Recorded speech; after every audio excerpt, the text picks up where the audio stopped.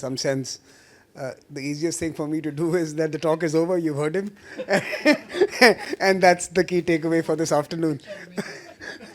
But thank you for that introduction, Mr. Joshi. Let me also acknowledge Ambassador Higazi from Egypt, also someone who was in India and who understands the bilateral relationship intimately, having curated, incubated, preserved it at a critical moment. Let me acknowledge Allah Hashim, founder and executive partner, Transcendium, and of course the treasurer of ECES. Thank you for hosting us. And thank you for this opportunity. Tariq Osman from EBRD, and thank you for being with us this afternoon. And I look forward to hearing from you. And of course, my dear friend Abla Abdel Latif, who's a force of nature. She is irresistible force. And actually, India and Egypt don't have to do too much. They have to just leave Abla onto the world, and she will find the solutions. So we have a hidden solution with us all the time. No, but coming back to and let me, of course, thank each one of you for joining us this afternoon. I think we are starting a journey here, a journey to rediscover each other in a new moment. We know each other very well. We are very familiar with each other, but this is a time to unpeel some layers of our own individual evolutions so that we can build a partnership that is purposeful at this particular moment that the world confronts. And I think Mr. Joshi has very vividly captured that moment. We have a world where war is now a negotiating tool. So when you don't like something, you don't go to the negotiating table, you go to the battlefield. War is a grammar of conversation, which is becoming a part of everyone's diplomatic playbook. And that's a sad thing. Those who were tasked to guarantee peace are today most likely to use conflict as a means of achieving ends. We have the P5 implicated in the last 20 years. Each one of them has used war as a means of achieving political objectives. Each one of them. The Middle East, more often than not, has been a victim of these actions, this region. And in a odd sort of a way, do not imagine India to be distant from the Middle East. We are a continuum. We are part of the same geography. And when that geography erupts, it implicates us as much. And even though the narratives still appear to be dominated through Western media and Western conversations, the real implications of eruption in this region is in our cities, in our capitals, in our towns, in our peoples. So we have war, which is prevalent and all pervasive. We have weaponization of trade and financial instruments and currencies and banks and institutions meant to help people have now become ways of blackmailing people. So we have that second reality. We have the breakdown of global institutions and global governance as we knew it in the last century completely. There is a lack of legitimacy and trust in any of these institutions. And of course, we are confronted with irrational politics at home, which makes internationalism even more difficult. If domestic politics is going to produce leadership that is going to be serving parochial purposes, it makes it very difficult for it to rise above and respond to planetary challenges or humanitarian crises or even issues that could have long-term and sustainable ends for countries that seek it, that need it, and that are striving for it. So we are in interesting times, and I am going to have two parts to my presentation this afternoon. The first, I'm going to try to delve into each of these through invoking the four big collisions we are experiencing at this time. We are in the middle of a crazy pile-up. We are in the middle of a crash, multiple crashes. People use the word polycrisis, and I think they're being sophisticated. This is not a crisis. This is the head-on collision that we are experiencing in multiple directions. And I'm going to, in the first part of my presentation, look at those four collisions that are significant and we must start thinking about. And then I'm going to try and present a picture for a partnership that that I believe whose time has come. And I was just telling the panelists in the green room that we need to make sure that the 2020s and the 2030s in an India-Egypt context are like the 1950s and the 1960s. The world needs it. We are always the stabilizers. And as Mr. Joshi mentioned in his opening remarks, what we really did in the 1950s, and Abla was in some sense in an ironic way suggesting that perhaps countries like ours, who not many people will give a chance to, can find that solution that the time requires. In the 1950s and 60s, we did it. We prevented the world from squeezing room to maneuver from developing and emerging countries. We created the non-aligned movement. The non-aligned movement was basically the space we created for countries to breathe. The Soviet Union and the Americans were pulling oxygen out of the room. Agency had been denied to people, to countries, to nations. And the non-aligned movement was a way of reclaiming agency, of letting us have a chance to decide our own paths. It was the most liberal architecture at the time of illiberalism that was being defined by two big powers. It was a democratic project. It was a project to defend global democratic existence. And in some sense, I'm going to argue that this moment offers us, or rather compels us, to rise to the occasion and again create an architecture that does not get polarized into the corners that the big powers want the world to be in. It is time again to reject their definition and their architecture of this world and to build a space that we feel comfortable in. And by the way, it need not be the same. Each country could have its own choice. And that choice is what we are going to have to defend in the next 15 years, in the next 15 years, because it is under threat. So let me talk about the four collisions. The first collision, I call it the collision of geographies. Our map is colliding. It's in a high-speed collision. When I was born, I was very lucky. I had a country which had an ocean named after it. Very few people have that. Only 1.4 billion people have that. And all our politics and our imagination and our stories and our romances and our tragedies were around that water body. Indian Ocean was central to who we were. It defined us. Those who are born today perhaps will not hear about the Indian Ocean that much in India. They will hear the term Indo-Pacific. In the last decade, we have seen the birth of this new political geography called the Indo-Pacific. Don't disregard the consequences of its rise and its birth. It changes the politics of that region completely. It compels us to think of a new institutional arrangement to manage it. It has implications on the cultural underpinnings of that region. East Asian culture, South Asian culture, West Asian culture, all very distinct, very difficult to define through a single common grammar, vocabulary, and lens. And yet, the Indo-Pacific has become the most important political brand to define the times we live in my part of the world. The Indian Ocean and the Pacific Ocean have collided. Their cultures, their economics, their politics, their conflicts are all infecting my region and mine theirs. The ice melts and the Arctic will flow into the Pacific and will flow into the Indian Ocean, and the Atlantic will circle the Eurasian continent. Eurasia is also colliding. Asia and Europe are colliding with each other like never before. Expansionist power, China, and I'm going to name it, is redrawing boundaries for its purpose, is investing in infrastructure to connect to its economic needs, is defining the rules-based orders, rewriting the rules-based order in many parts of this region for its purposes.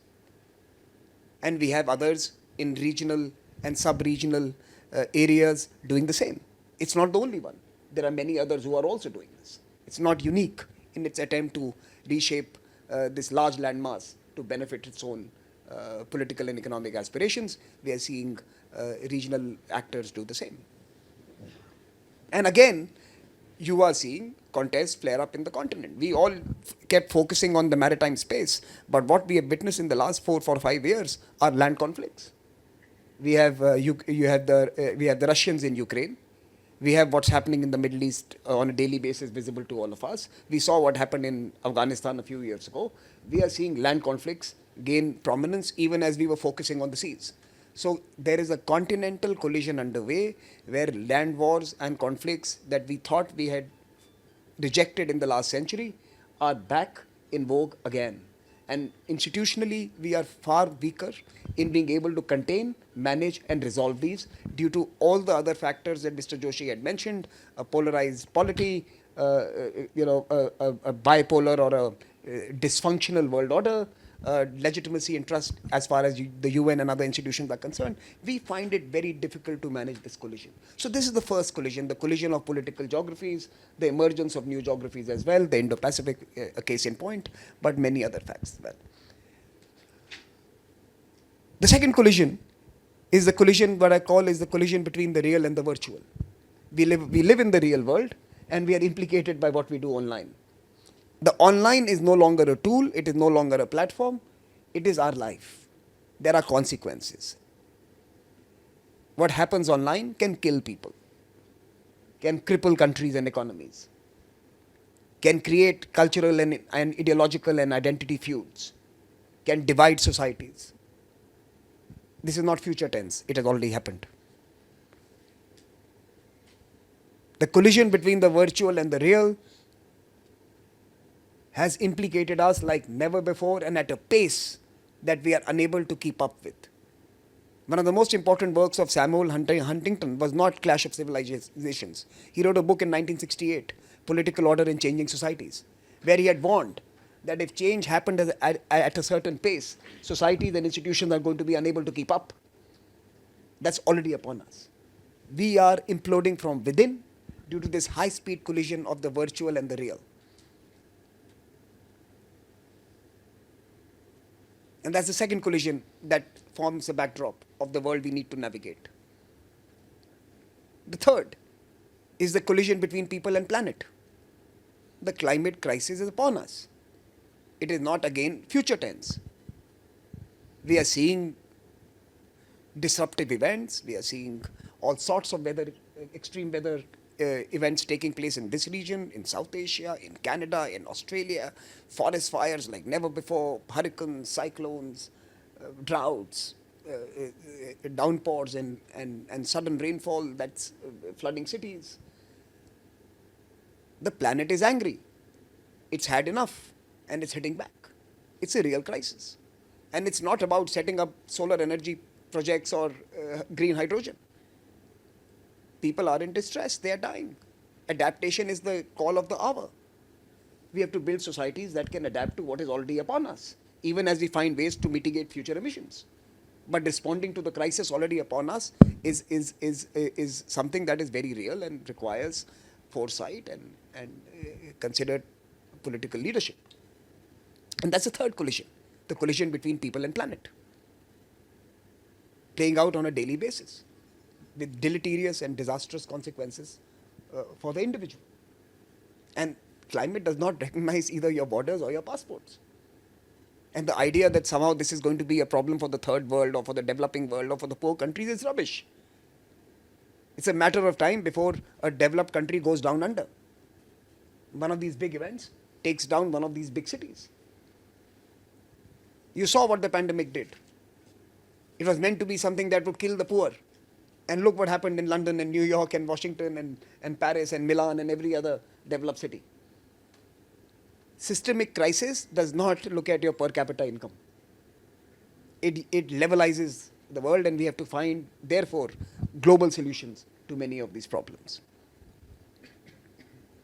And the fourth collision is what I would call, and we were again discussing this a little earlier, is the collision between, and I say this with a little bit of care, but it is certainly a collision. It is a collision of narratives. The North versus the South, the West versus the rest, the developed world versus the emerging world, the G7 versus the BRICS. It has been painted in many different ways depending on which location you are in the world. But certainly what is happening now is that the hunted are learning how to tell the story of the hunt. The hunter's view is now no longer the legitimate and the valid view. The hunted are also telling their side of the story. This is the Swahili saying that the story of the hunt will always be told by the hunter till the tiger learns how to write. The tiger has learned how to write. Social media, YouTube, digital platforms, the proliferation of handheld devices across all our geographies allow us the opportunity to tell our stories. And boy, are we telling our stories. So the fourth collision that we are underway, and this is important because a dominant narrative was a precondition for a stable political and global order. If there is no dominant order, if there is no dominant narrative, can there be a rules-based order? And I think that's a fundamental question. If we do not agree on what the world should be or who we are and what we strive for, then how can we write the rules for the road? If we don't know where we are heading, it's difficult to agree on how to get to that destination. And these four collisions and many more, in many ways, define the world where I argue it is imperative for a whole new coalition of actors to step up, take charge, and recast, reform, and sometimes create institutions that will serve us in the 21st century.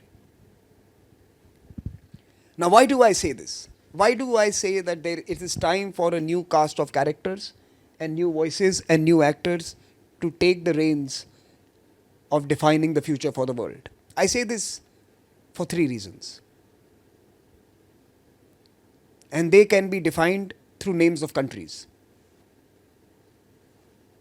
Indonesia, India, and now Brazil. Each of them a country from the south, an emerging power, a developing country. Each of them outside the global high table.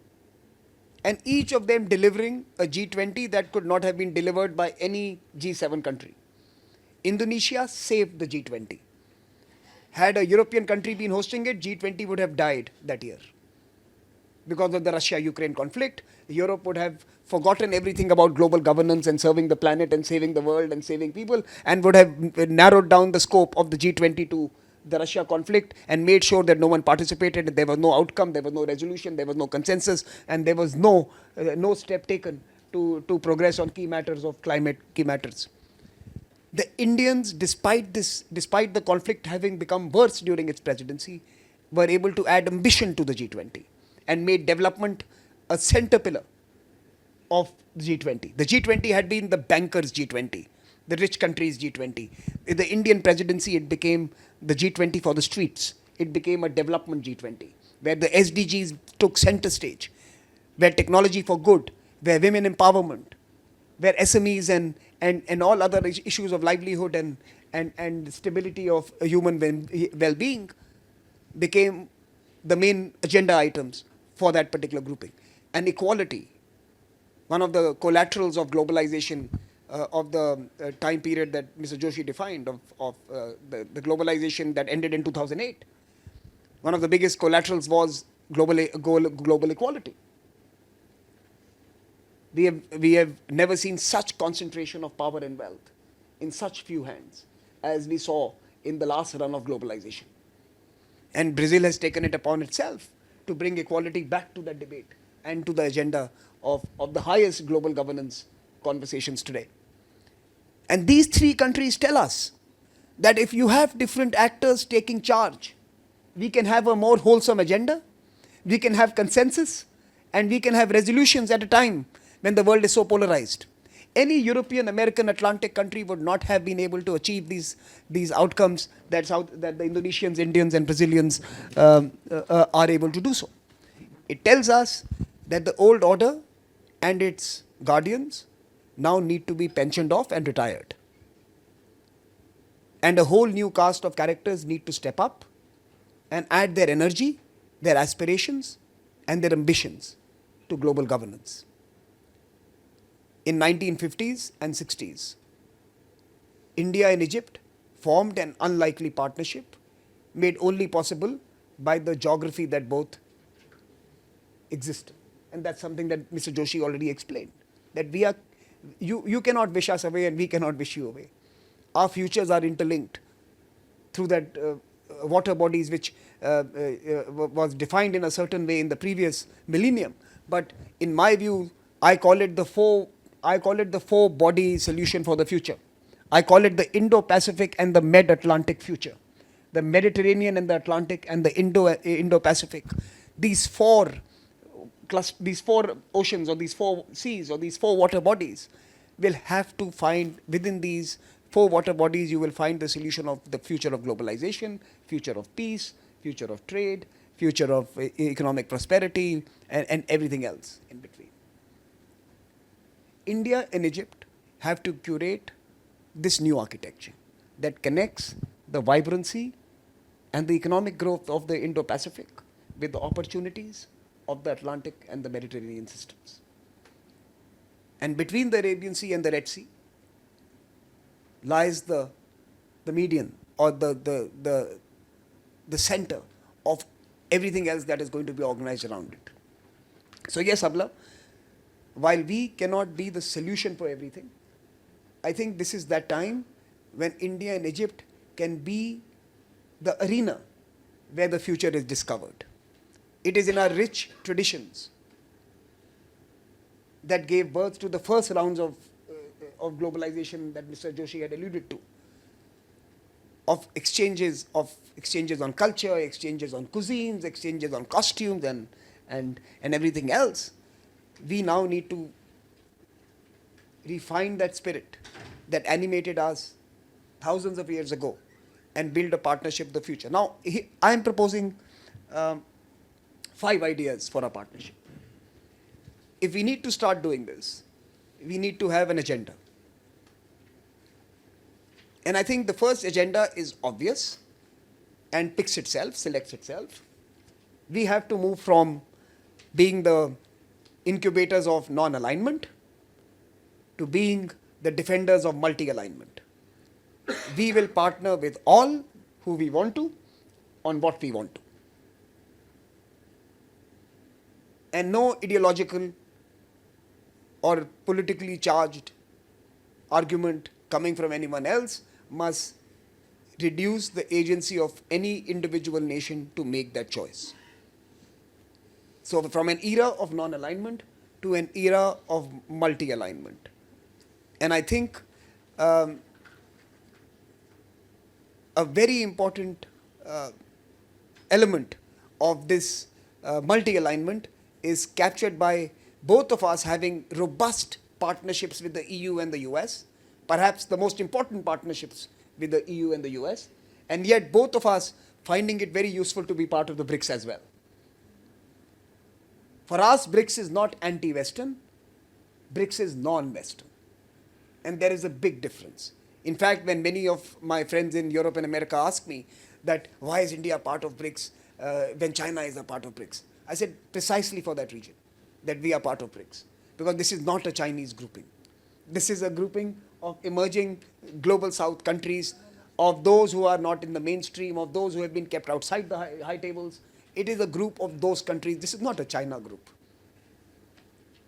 It is our presence, countries like Egypt and India, that makes BRICS a vibrant platform, that allows it to be a diverse platform, that allows it to represent a kaleidoscope of aspirations of countries far and wide. So the first is that can we shape and institutionalize a multi-alignment agenda that will refuse to be drawn into the blue corner or the red corner. And I think that's a partnership which is an India-Egypt global partnership. The second, I spoke about the collision between people and planet. And this new multi-alignment partnership must have an ethic. That ethic could be about a just green transition. You had a very successful conference of party meeting here. You had hosted it in Egypt. We are one of the fastest moving green installation destination. We have promised to install in the next 6 years renewable capacities that are twice the total installed capacity of Germany today at a very low per capita GDP. It's a big promise that we have undertaken to contribute to the global cause. And between us, can this new multi-alignment not just be a political slogan and a statement, but can it do good? Can it have virtues and attributes such as green transitions, development ambitions and aspirations? And can we be the champions of a world that is green, that is more equal, and that serves the next 6 billion? The Atlantic system served the first 1 billion. We have to serve the 6 billion who are still not catered to in this new world order. And I think that should be the second agenda item. Having purpose define this multi-aligned world. A world without purpose is adrift. And we need purposes. The third agenda item must reflect on our existing reality. We are largely young countries, big countries. We have a population that is ambitious, that has aspirations, and that must be catered to. Our growth is not going to happen in an American-style format of the 19th and 20th century, powered by fossil fuel through unsustainable business transactions and connections, or through the Chinese model of cheap manufacturing and export to the world. Is going to happen in a revolution that is going to be largely technology-led, is going to be digital, we are going to be the first countries who are going to move to a developed nation or a middle-class nation status, middle-income country status in the fourth industrial revolution, if that's the way you want to define it, or in the digital age. And in that sense, the rules of the digital age, the rules on privacy, the rules on data, the rules on speech, the rules on surveillance, we have to be the scripters of those rules. It is our growth that is going to be implicated by them. We in India proposed the digital public goods agenda, the DPI initiative, where we try to take away the powers from monopolistic enterprises and make data sets available to public for public purposes. We have spawned a whole generation of entrepreneurs. We have a number of unicorns and SMEs that have risen to become large digital actors based on the conditions that our policymakers and regulators were able to develop in that country. And I can see from some conversations I've had yesterday and today that there is an ambition in Egypt to rise in the digital value chains rapidly as well. And this area, our digital future that serves not only the two countries, but serves, again, the next 6 billion who are going to have to rely on the same means to transform their lives, becomes an important point of a partnership that we must see for the future. Our partnership must be green, development focused, and digital. We must be the rules maker for any new digital order that emerges, because digital for us is livelihoods. It is actually the first responder to all our governance needs. Most of us will never meet bureaucrats. That we will probably experience governments on our handsets, through AI and other automated services. And we must make sure that that digital transformation becomes a central part of our partnership. Fourth, we've been hearing over the last 1.5 days and over the last few years on the policy signals coming out of Brussels, coming out of countries like the UK, but certainly even the United States, that show that they have given up on globalization that they built and they created. industrial policies like the Inflation Reduction Act or the Carbon Border Adjustment Mechanism, or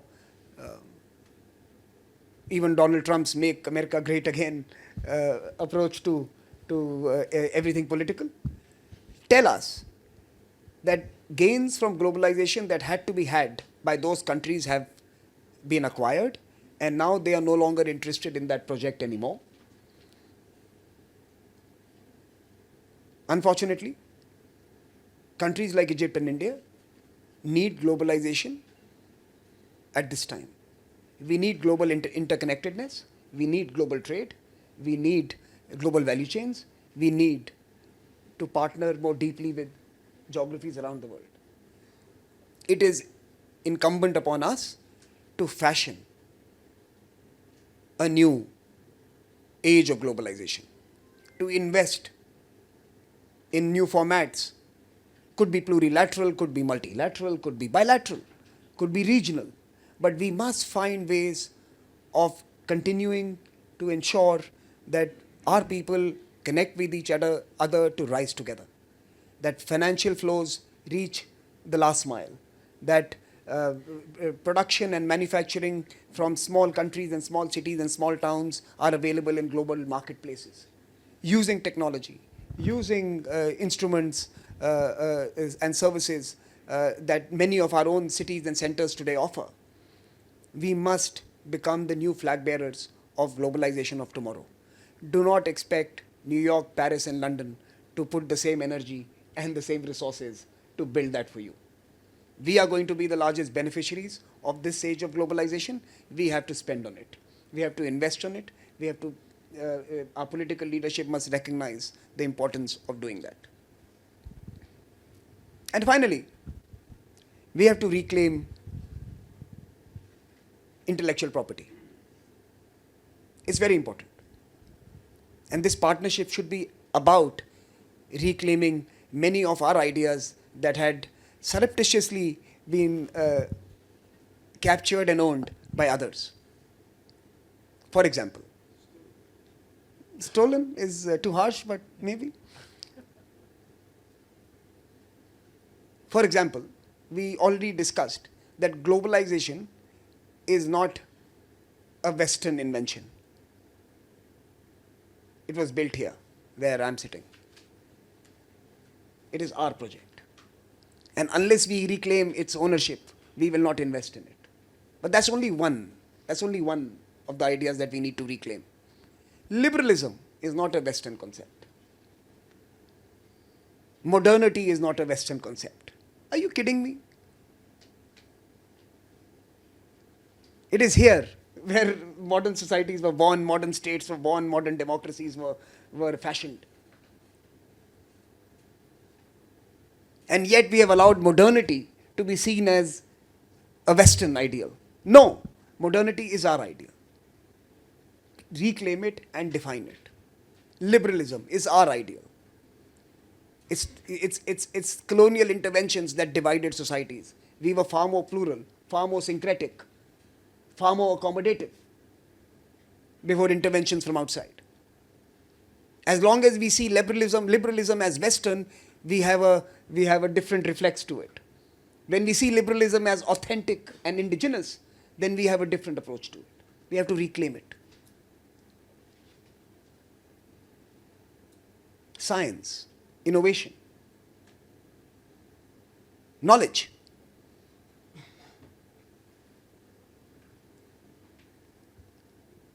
Our project, and I think this is something that we've been discussing as well,